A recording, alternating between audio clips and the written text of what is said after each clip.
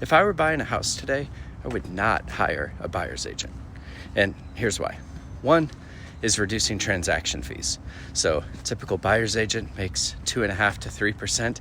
And even if the seller is willing to cover that, if the seller's willing to cover it, that also means that they're going to be willing to credit that to me as either a purchase price reduction or a closing cost credit. And on a $700,000 home, I would rather have that $21,000 working for me as opposed to going to a buyer's agent who really isn't providing 21 grand worth of value. And number two, and this is the more important one to me, is that I have a hard time trusting anybody whose financial incentives are not aligned with my own. So as a home buyer, I want to get the best possible deal, and more importantly, I want to get the best possible home.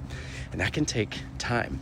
But a buyer's agent, well, they're incentivized financially for me to spend as much as possible. And the quicker I buy a home, the sooner they get paid. So in their ideal world, I'm spending my max budget as fast as possible. And that's what their business is going to be inherently pushing me toward. I don't like that conflict of interest. So by representing myself, I save on the transaction fees. I remove the conflict of interest. I'm the one who's looking out for my own best interests. And here's the thing. It's not nearly as hard or as scary as agents make it sound.